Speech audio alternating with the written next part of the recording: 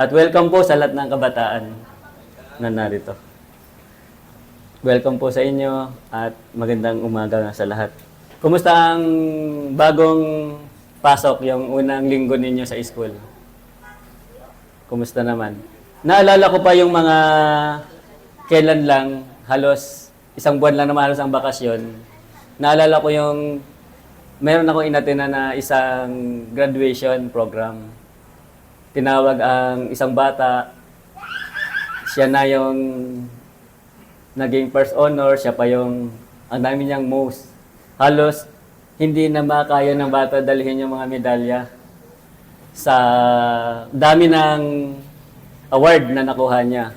Ang sabi na lang ng ibang mga magulang, sana all. Sana all. Kumbaga, pwede naman sigurong sana all. Ngayong pasukan, sa lahat ng teacher na nanonood ngayon sa YouTube, mag-imbento naman kayo ng award. Dadaan lang sa inyo ang estudyante ninyo. Huwag yung isang tao lang yung bibigyan nyo ng focus. Unang-una, matalino yan dahil matalino na talaga yan. Ang dapat ma-proud kayo na naging matalino ang estudyante nyo dahil sa pagtuturo ninyo. Kaya dapat mag-imbento ng award. Sa lahat ng parents kasi, sa lahat ng mga parents, dalawa man ang anak nila, meron talagang outstanding. Yung tinatawag na nangingimbabaw or na namimit niya yung expectation ng parent. Namimit ng parents yung expectation niya sa bata. Kaya tuloy, ang nangyayari, isa lang ang nagiging star. Isa lang ang parang feeling ng ibang kapatid niya, yan si favorite. Yan si favorite. Favorite niya yan eh. Yung, alam niyo yung feeling ng isang bata na parang wala lang siya, hindi siya exist dahil ang lagi napapansin ng mga magulang yung availability ng mahusay, mabait, malambing, yung nandun na lahat, kaya tuloy siya na ang star. Kaya tuloy sa pamilya pa lang, sa school, nagkakaroon na ng mga produkto na black sheep or yung mga tinatawag natin na napapariwara. Naghahanap sila ng mga kalinga sa labas. Ang mga batang yan naghahanap ng kalinga sa labas dahil hindi naman sila pinapansin sa loob ng bahay. Plus, school pa. May mga discrimination din. Yung matalino lang lagi ang papansinin ng teacher. Yun naman mga hindi masyado. Kaya nagkakaroon ng produkto, lalo na dito sa Pilipinas at sa iba't ibang bansa, nagkaroon ng produkto ng mga suwail o tinatawag ng mga napapariwarang mga kabataan. Yun yung nangyayari. Kaya napapadpad sila sa mga maling kaibigan. Wait, maliban na lang kung talagang napadpad sila sa tamang kaibigan. At tandaan natin, hindi lahat ng masayang kasama ay tamang kasama. Mas maigi na yung sinasaway-saway ka eh. At least, tamang kasama. Kesa naman yung ang saya-saya, pinapabayaan lang, droga na pala yun. Pinapabayaan lang yung mga pinagagawa. Sabihin na, masayang kasama kasi sila. Subalit, napapariwara na pala. Pwede niyo ko ba kayong ayayahin mo ng tumayo upang samahan ako manalangin? Tayo po muna tayo para manalangin tayo. Heavenly Father, maraming salamat po sa umagang ito na sama-sama kaming nananambahan sa lugar na ito. Lord, sa iyo po ang papuri, ang aming pagsamba, ang aming mga awitin, at dinadakila ka namin, Panginoon. Buksan niyo po ang aming puso at isipan upang maunawaan namin ang lahat ng sasabihin niyo para sa amin. And Lord, gamitin niyo po akong instrumento ninyo. Itago niyo po ako sa inyong likuran at kayo po ang makita na nagsasalita sa oras na ito. Sumakin po ang Banal na Espiritu, at sa lahat na nakikinig dito, magkaroon ng Holy Spirit upang maunawaan nila ang lahat ng mensahe ninyo para sa amin. Ito po ang aming samot panalangin sa pangalan ng aming Panginoong Jesus. Amen at amen. Samahan niyo buksan sa Mateo 1, 1 hanggang 5. Ang Mateo, unang aklat yan ng Bagong Tipan. At nakasulat dito yung biological line or tinatawag na bloodline ng ating Panginoong Jesus. Sa Mateo 1 hanggang 5. Ang mga ancestors ni Jesus Christ. Ito ang listahan ng mga ancestors ni Jesus Christ na galing sa pamilya ni David. Na galing naman sa pamilya ni Abraham. Ito yung mga ancestors ni Jesus mula kay Abraham hanggang kay King David. Si Abraham, Isaac, Jacob, na tatay ni Judah at ng mga kapatid niya. Si Judah ang tatay nila Perez at Sarah, nanay nila si Tamar. Hezron, Ram, Aminadab, Nation, Simon, Boaz, nanay niya si Rahab. Obed, nanay niya si Ruth. Jesus at si King David. Pag ipapatuloy niyo yung mga ancestors ni Jesus Christ, narito lahat yung mga pangalan ng ancestors ni Jesus Christ. Yan ang unang-unang aklat sa Biblia, ang Mateo, family tree agad ang ipinakita ng ating Panginoon dito sa aklat na ito, sa tinatawag na bagong tipan, dahil ito yung bagong tipan ng Diyos sa atin. At ang bloodline na to, unang-una natin mababasa yung Mateo, yun nga yung bloodline. At kapansin-pansin nito, bakit ba isinulat yung mga pangalan? Sino-sino ba yung mga pangalan na yan? Pwede nating tingnan sa Josue, samahan niyong buksan, Josue 2, 1 hanggang 24. Josue 2 hanggang 24. Sinabi rito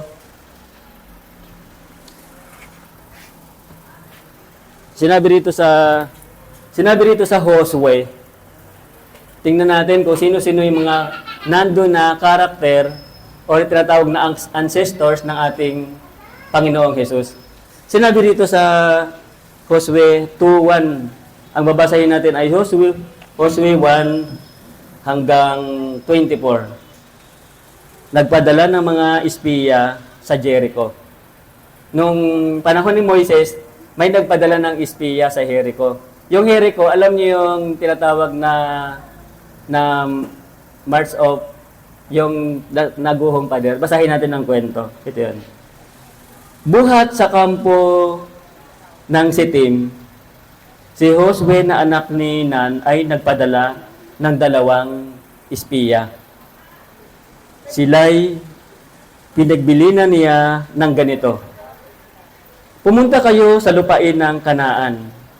Manmanan ninyo ito, lalong-lalo na ang lungsod ng Jericho. Pumunta nga sila roon at tumuloy sa bahay ni Rahab. Kanina binasa natin sa bagong tipan na naroon ang pangalan ni Rahab. Ngayon tingnan natin sino-sino ba ang karakter na nandoon? Sino ba si Rahab? Tingnan natin. Si Rahab, sinabi rito sa pagpapatuloy natin sa pagbabasa sa Biblia, sa Josue, si Rahab ay isang babaeng nagbebenta ng panandaliang aliw. Nagbebenta pala siya ng panandaliang aliw. Bakit siya kasama sa bloodline? Sa bloodline na ancestors ng ating Panginoon. Tingnan natin pagpatuloy natin pagbabasa. At doon sila nagpalipas ng gabi. Nagpalipas ng gabi yung mga espiya. Tuloy-tuloy ko lang yung pagbabasa. Sinabi dito, nakaabot sa kaalaman ng hari ng Jericho ang balita na may mga espiyang Israelita na nakapasok sa bayang ng gabing iyon. Kaya't ang hari ay nagpadala ng mga sugo kay Rahab at ipinasabi, ilabas mo ang mga lalaking nasa bahay mo. Naparito ang mga iyan upang lihim na magsiyasat sa ating lupain. Ngunit, itinago ni Rahab ang dalawa at pagkatapos ay ganito ang isinagot. Mayroon nga pong mga lalaking nakatuloy sa amin, ngunit hindi ko po alam kung taga saan sila. Umalis na po sila nang isasara na ang pintuan ng lungsod bago kumagat ang dilim. Hindi ko po natanong kung saan sila pupunta. Ngunit kung hahabulin ninyo, agad ay abutan pa ninyo. Nagdahilan si Rahab dahil nalaman ng hari na mayroong mga taga-Israelita sa loob ng Jericho, sa lungsod nila. Kaya ang dahilan, na-encounter ni Rahab yung mga Israelita. Ang ginawa naman ni Rahab, pinagtakpan niya, hindi niya ipinagkanulo, hindi niya siya isinumbong. Yun ang ginawa ni Rahab. Kaya, pagpatuloy natin yung kwento rito, sabi doon, sa itas ng bubong niya pinatago ang dalawang espiya at tinabunan ng mga tangkay ng lino na isinalansan niya noon. Hinabol nga ng mga tauhan ng hari ang dalawang espiya hanggang sa tawirin ang ilog Jordan. Pagkalabas ng mga humahabol, istinara na ang pinto ng lungsod. Bago natulog ang mga espiya, umakyat si Rahab sa bubong at sinabi sa kanila, alam kong ibinigay na sa inyo ni Yahweh ang lupaing ito at ang mga taga rito'y takot na takot sa inyo. Ang unang-unang nangyari kay Rahab, nalaman niya na ibinigay na ang lupaing yon sa mga taga-Israelita at nagkaroon agad siya ng takot. Ang number one talaga sa atin yung magkaroon ng takot. Number one, kasi kung wala kang takot, kung wala ka rin lang naman takot, wala kang pagpapahalaga. Yan. Yung sinabi ni Rahab dito, takot na takot, nabalitaan namin kung paanong pinatuyo ni Yahweh ang dagat na pula. Nabalitaan din ni Yahweh kung gaano laking miracle ang ginawa ng Diyos. Ang dagat na pula ay ang tinawid nila Moises na dagat na nahati. Dahil nung panahon na yon, there is no way. Wala nang daan. Pero God will make a way. Sa buhay natin, laging natin tatandaan, God will make a way. Kung wala na palang daan, kung wala nang paraan, laging may Diyos ng himala. Yan ang tatandaan natin. Kaya, yun ang nabalitaan ni Rahab.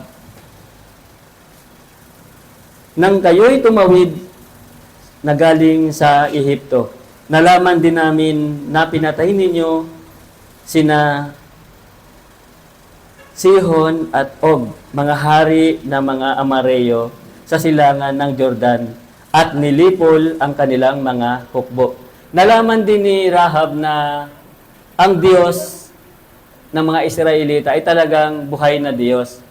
Lagi silang nagtatagumpay sa mga labanan. Sa buhay ba natin may labanan? Yes. May pagkikipagdigma ba? Tandaan natin na kung kasama niyo ang Diyos, lagi kayo magtatagumpay. Kasi nabalitaan ni Rahab na nagtagumpay sila sa mga labanan. Tayo, sa buhay natin, tiyak marami rin tayong hinaharap na malalaking digmaan. Kaya sinabi ni Rahab dito, kinilabutan kami nang marinig ang mga balitang iyon. Natakot kaming humarap sa inyo sapagkat si Yahweh na inyong Diyos ay Diyos ng langit at lupa. Nalaman ni Rahab sa kabila ng kalagayan niya, nagtiwala siya na ang Diyos ay Diyos ng langit at ng lupa. Kaya ngayon, ipangako ninyo sa ngalan ni Yahweh na hindi ninyo gagawa ng masama ang aking sambayanan, alang-alang sa pagtulong kong ito sa inyo. Bigyan niyo ako ng isang katibayang ililigtas nga ninyo ang aking ama't ina, ang aking mga kapatid, ang kanilang mga pamilya, katibayang hindi ninyo kami hahayaang mapatay. Sinabi sa kanya ng mga espiya, ang buhay namin ang garantiya sa buhay ninyo. Huwag mo lang ipagsabi ang pakay namin dito. Pinapangako namin walang masamang mangyayari sa iyo kapag binigay na sa amin ni Yahweh ang lupaing ito. Kung papansin natin sa kwentong ito, sa pagpapatuloy ng kwento, si Rahab, na-encounter niya ang mga lingkod ng Diyos. At nang ma-encounter niya ang lingkod ng Diyos, hindi siya nagpalampas ng pagkakataon para tulungan ang lingkod ng Diyos. Hello? May pagkakataon ba kayong tumulong sa mga lingkod ng Diyos? Si Rahab, hindi siya nagsawalang bahala lang.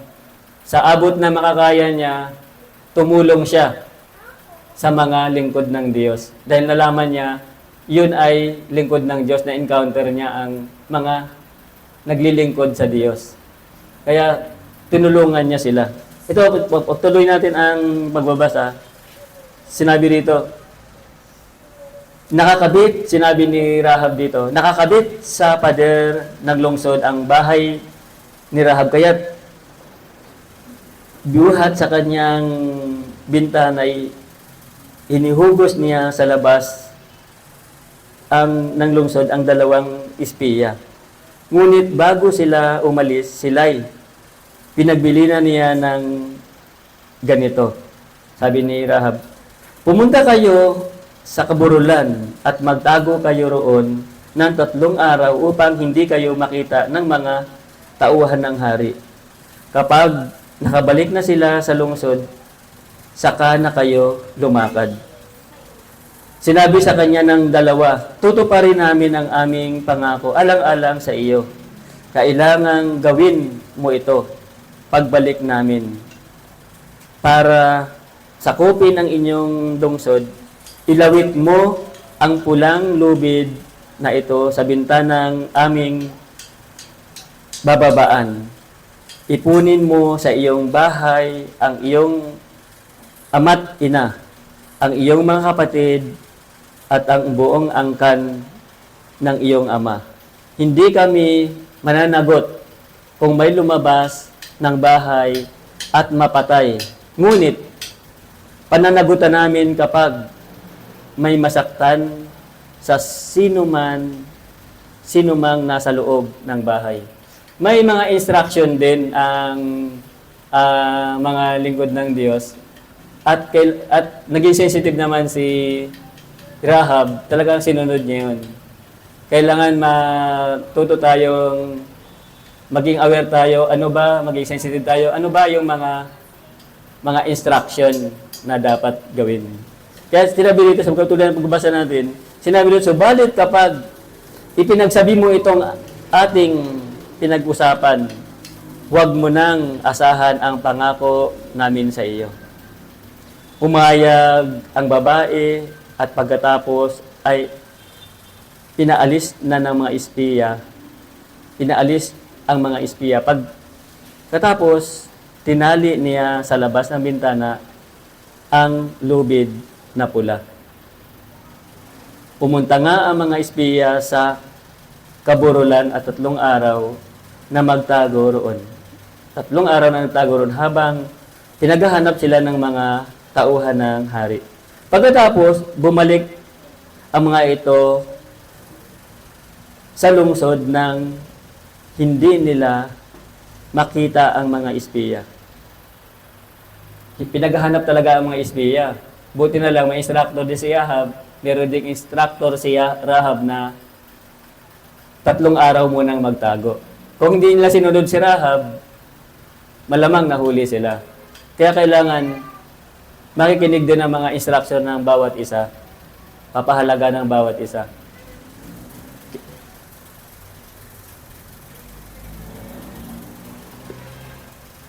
Bumaba naman mula sa kaburulan ang mga espiya.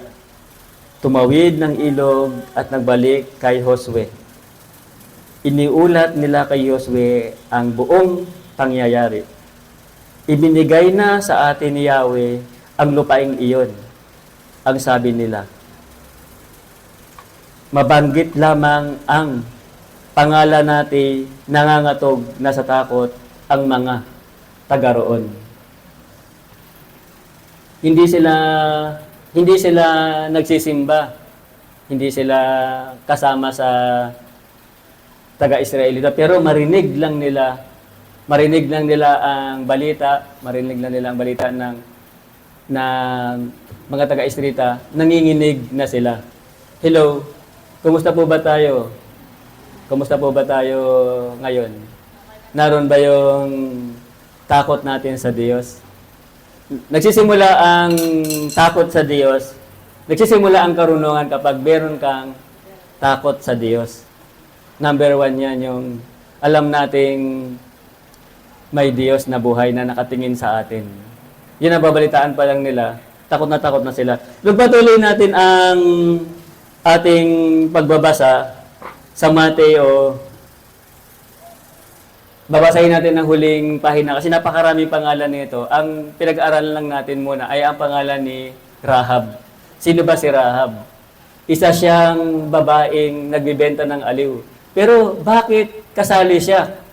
Bakit kasali siya sa family tree ni Jesus Christ? Bakit siya binanggit dito? Tingnan natin yung pagpapatuloy ng Mateo, sinabi dito, so 14 ang generation mula kay Abraham hanggang kay David. 14 ang generation mula kay David hanggang sa time na binihag sa Babylon ang mga taga-Israel. At 14 din mula ng exile sa Babylon hanggang kay Christ. Ang nasa lumang tipan, titingnan natin, bago dumating sa bagong tipan, ang lumang tipan ay talagang pinapakita ron na bihag. Bihag sila ng Babylon. Bihag sila. Hanggang sa dumating na si Christ, nagkaroon na ng ganap na kalayaan. Sa buhay natin ngayon, ano ang connect ni Rahab sa atin? Ano ang connect ng mga binasa natin? Pwede po ba tayong, anyahin ko lang, pwede ba tayong saglit na tumayo lang, saglit? Saglit lang, tayo lang po tayo. At minsan pa, damdamin natin yung tibok ng puso natin, minsan pa. Wala kang kinalaman sa pagtibok ng puso mo. Every single seconds, Diyos lang ang nagpapatibok niyan. Diyos lang. Wala, kahit na isang saglit, isang seconds, hindi mo yan kayang patibokin. Diyos lang tanging Diyos lamang ang nagpapatibok ng puso ng bawat isa sa atin. Pwede na po tayong umupo. At huwag sana nating sayangin ang bawat ibinigay ng Diyos. Ang bawat tibok ng puso natin, huwag na natin sayangin yan. Huwag nating sayangin ang mga biyaya ng Diyos sa atin. Meron lang ako isang ikikwento na isang movie ito Isang movie na ginawa nilang movie Kasi no, sa ibang bansa, meron doong daanan ng tren na kailangan ng operator. Ang daanan kasi ng tren na yon, dadaan siya sa dagat. Sa dagat, yung tulay yung daanan ng tren na yon.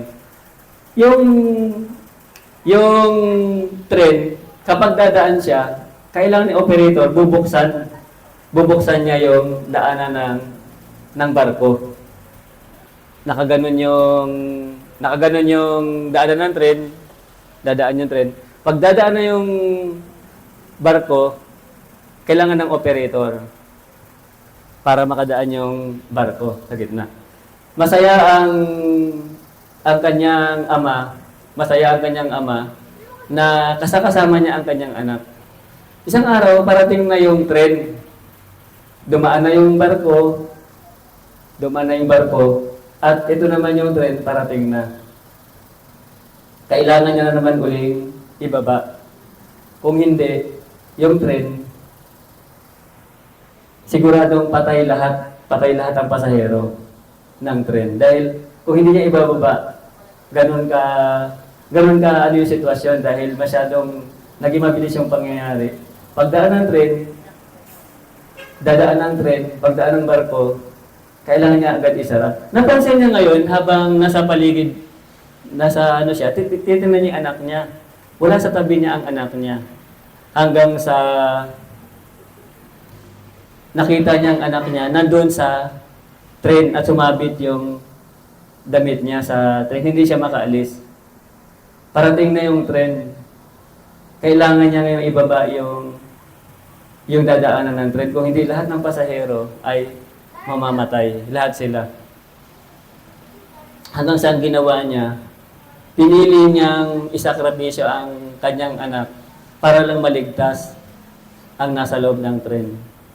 At bilang isang tatay, naramdam niya yung sakit noon. Tinignan niya yung pasahero ng tren. Mga chismosa lang naman dito. Mga palaaway. Mga gangster. Mga hindi karapat-dapat. Mga babaeng hindi mapapagkatiwalaan. Puro mga pasaway. Hindi sila karapat-dapat sa pagmamahal ng anak niya. Hindi siya karapat-dapat. Subalit ganon ang ginawa ng Diyos sa atin. Yung kwento na yun, na isang ginawang movie, ganon ang pagdating ng Diyos sa atin. Ganon. Dumating ang Diyos sa atin, dumating ang Diyos sa mundong ito, hindi lang siya dumating sa mundo na ito. Darating siya sa buhay natin. At sinabi niya sa Revelation 3:20 kung bakit tumitibok ang puso mo. Kung bakit hanggang ngayon tumitibok ang puso mo. Sa daming pinagdaanan, nagkaroon na ng pandemic, subalit ikaw, narito ka ngayon. Nakaupo ka ngayon dyan. Nariyan ka. Bakit? Dahil mahal ka ng Diyos. Mahal ka ng Diyos. Sinabi niya, May, sinabi niya, Hazel, sinabi niya sa'yo, baby, kumakatok ako sa puso mo.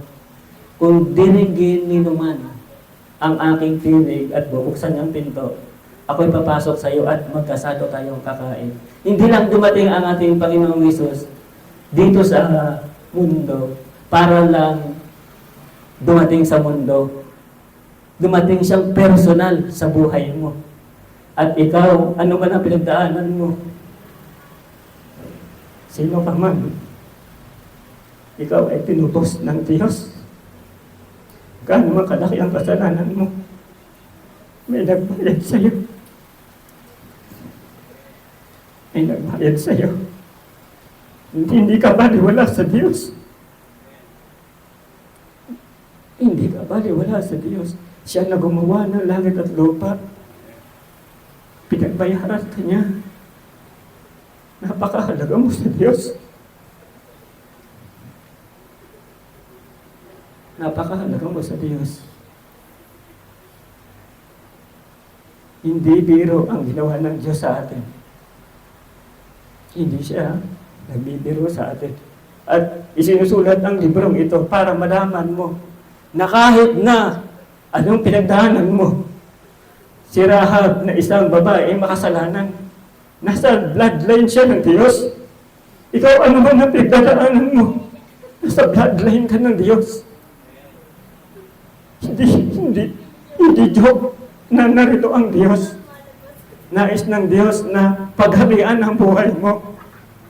Ano man ang pinagdaanan mo, ano man ang kasalanan mo, ano man ang pinagdadaanan mo ngayon, ano man ang background mo, ano man ang pagpapalaki sa'yo ng parents mo, sa school ka man, kung nararamdaman mo na parang wala kang kwentang tao, nararamdaman mo na parang merong espesyal, hindi ikaw. Subalit dapat malaman mong napaka-special mo sa Diyos. Napaka-special mo sa Diyos. Kaya isinulat, kaya nariyan si Rahab. Isinasampol siya sa atin kahit gaano kalaking kasalanan meron ka. Handang magpatawad ang Diyos. Dahil gusto niya na maging maligaya ka. Gusto niya na huwag kang mabihag. Huwag kang mabihag ng galit. Huwag kang mabihag ng kahirapan. Nais ng Diyos na maging maganda ang buhay mo. Ayaw niyang mabihag ka ng galit dahil gusto niya maging masaya ka. At ang ating Diyos ay hindi kagaya ng kwento sa tren. Dahil ang ating Diyos ay muling nabuhay. Nabuhay siyang muli. At kumakatok siya sa bawat isa sa atin. Ng bawat isa sa atin. Kumakatok ang Diyos. Nais niya talagang pagharian ka. Nais ng Diyos na siya ang maghari sa buhay mo. Ayaw niyang ikaw. Pag tayo, ang gagawin ng Diyos, nais niyang ikaw ay pagharian ng Diyos. Dahil kung tayo, puro pride, puro pagmamalaki ang meron tayo. Kaya nais ng Diyos na pagharian ka niya. Kaya ang bawat tibok ng buhay natin, ang puso natin, yan ang dahilan. Yan ang dahilan na pinapaalala ng Diyos, narito ako. Nais kong pagharian ang buhay mo. Nais kong mapuno ka ng pagmamahal. Mapuno ka ng unawa. Nais kong ikaw ay patawarin gaano man kalaki ang kasalanan mo. Kaya, sa Diyos, tanggapin natin ang Diyos. Hindi naman joke, hindi siya nagbibiro. Nais niya, pagharian ka niya. Nais niyang maramdaman mo na masaya ang mundong ito. Nais niyang maramdaman mo na mundo pa lang, dito pa lang sa lupa, langit na. Bakit? Sinabi ng Diyos, at magkasama kaming kakain. Hindi ka na mauuhaw. Hindi ka na magugutom. Yung lahat ng kahirapan, ninakaw lang yan. Nariyan ang Diyos na mapaghimala. Wala mang way para nakita mo. Wala nang way. Pero God will make a way. Hinahati niya ang dagat na pula para may daanan ka. Siya ang Diyos ng langit at lupa. Siya ay totoong Diyos. At number 1, yung mayroon tayong takot sa Kanya. Magkakaroon tayo ng ganap na karunungan sa Diyos. Saglit lang po tayong yumuko, damdamin natin, isipin natin na kinakausap tayo ng Diyos sa oras na ito. Humingi tayo ng tawad sa lahat ng mga kasalanan natin. Pasalamat tayo na ikaw, simula ngayon, ay bloodline ka ng Diyos. Ikaw ang new generation ng Diyos. Ikaw ang bagong henerasyon ng Diyos. Bagong henerasyon ng buhay na Diyos.